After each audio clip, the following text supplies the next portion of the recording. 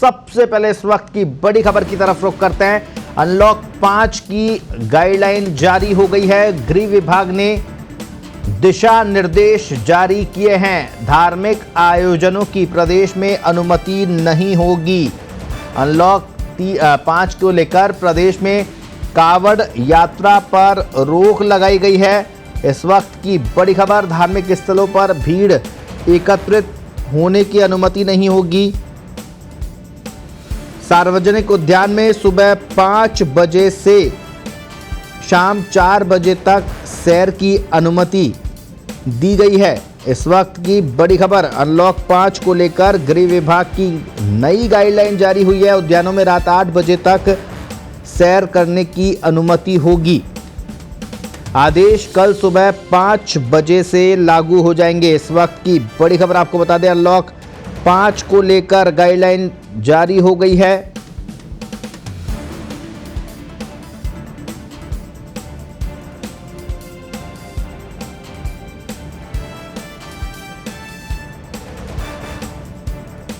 इस वक्त की बड़ी खबर आपको बता दें, अनलॉक 5 को लेकर नई गाइडलाइन जारी हुई है, जिसमें स्विमिंग पूल खोलने की अनुमति भी नहीं दी गई है। गृह विभाग ने इस संबंध में आदेश जारी कर दिए हैं। धार्मिक आयोजनों की अनुमति प्रदेश में नहीं होगी। कावड़ यात्रा पर रोक लगाई गई है।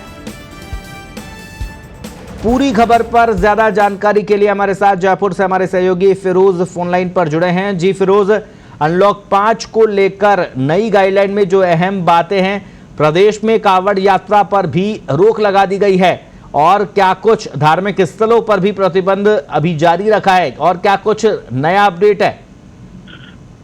बिल्कुल, देखिए दरअसल जो केंद्रीय जो चिकित्सा विभाग है उसने इस संबंध में सभी जो राज्य हैं उनको निर्देश जारी किए थे कि वो अपने अपने राज्यों के अंदर खास तौर पर जो धार्मिक आयोजन है उन पर सख्ती बरतें। और उसके बाद ही जो आज सरकार ने नई गाइडलाइन जारी की, क्योंकि 21 जो जुलाई है उसको बकरीद का पर्व है और पता है कि जो भीड़ भाड़ है वो लोगों लगेगी और तमाम जो मस्जिदें हैं या जो ईदगाह वहां पर भीड़ इकट्ठी होगी। तो उसको रोकने के लिए साफ कहा गया है कि जो धार्मिक आयोजन है उन पर पूरी तरीके से बैन लगाया जाए और खासतौर पर जो लोग पूजा प्रार्थना या जो करनी है वो अपने घरों पर करें।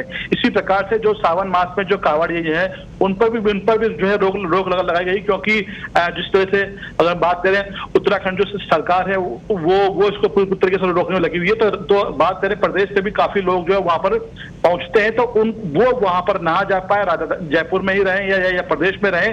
तो ऐसी जो पूरे बंदोबस्त वो किए गए। इसके अलावा जो मथुरा में जो एक मेला पड़ता है उस पर भी रोक लगाई गई है। तो तमाम जो कोई कवायद है कि जो प्रदेश का जो व्यक्ति है वो बाहर ना जाए, यानी कि दूसरे स्टेट में ना जाए।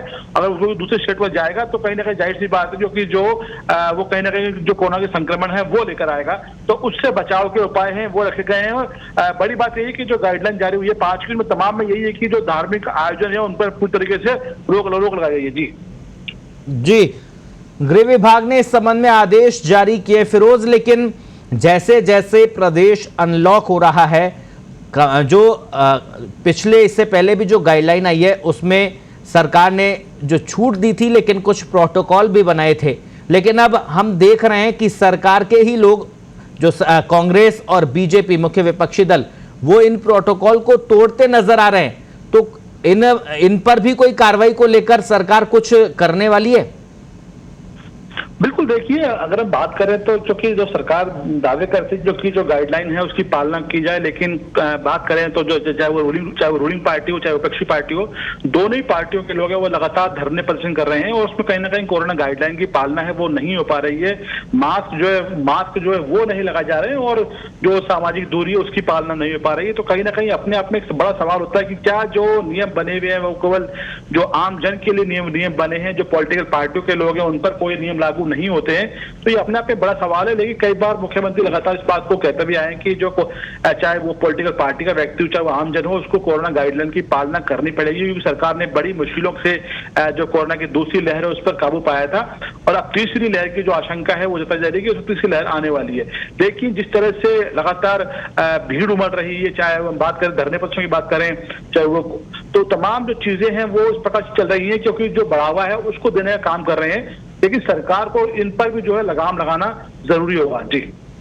जी फिरोज, बहुत बहुत शुक्रिया तमाम जानकारी के लिए। तो अनलॉक 5 को लेकर गृह विभाग ने गाइडलाइन जारी कर दी है, जिसमें सबसे अहम बात यह है कि कांवड़ यात्रा पर पूरी तरह से रोक लगा दी गई है। साथ ही साथ जो धार्मिक आयोजनों पर प्रतिबंध है उसको जारी रखा गया है। किसी भी तरह के धार्मिक आयोजन अभी फिलहाल प्रदेश में बैन रहेंगे। साथ ही साथ स्विमिंग पूल वो भी बंद रहेंगे। उद्यान में सैर की अनुमति रात 8 बजे तक दी गई है, लेकिन उसके लिए शर्त ये रखी है कि वैक्सीन की 1 डोज ज़रूरी है।